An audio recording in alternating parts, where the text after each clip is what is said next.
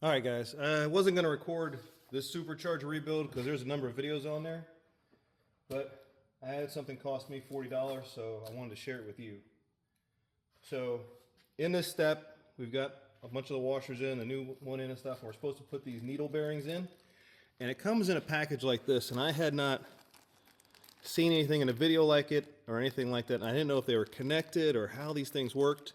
And what happened was, while I was trying to figure out how to put it on, I dropped two, because these are not connected to anything in here. They're just sandwiched between the plastic. And when I dropped the two, I couldn't find one.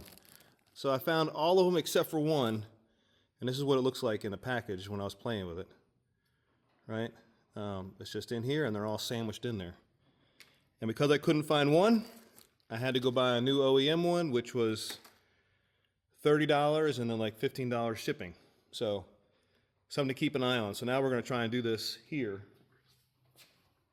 And we'll see if the way that I do it may help out. So most people, this is going to get oil from the engine eventually, so there's not a huge deal going on here. But what I'm going to do is put some of this assembly lube on here, which is super sticky. And that goes down here around the side.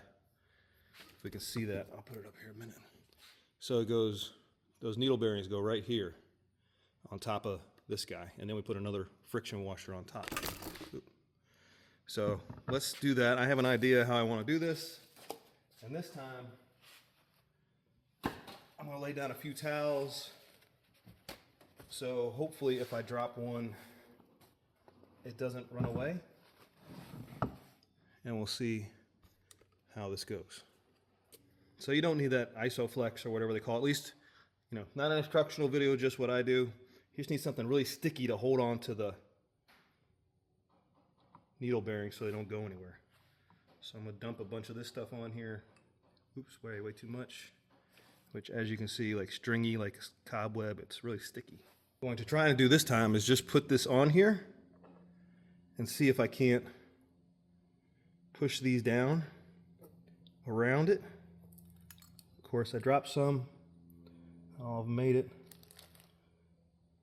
But we're really close. So now if I pick this up, almost worked.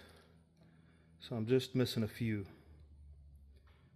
All right, but luckily I have a whole bunch of extras. So now we'll just put all these on here.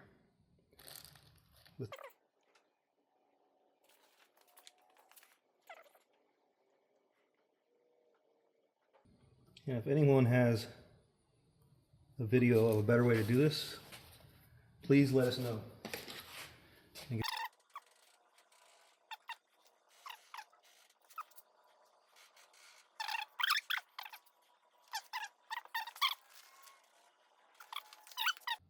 On here like so.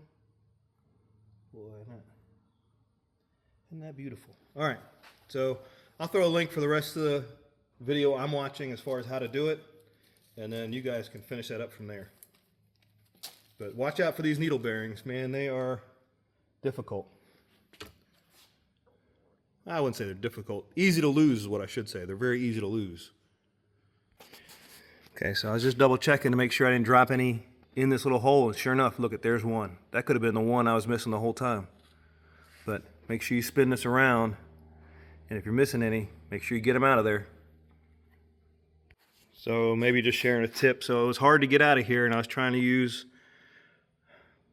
these little pointer guys.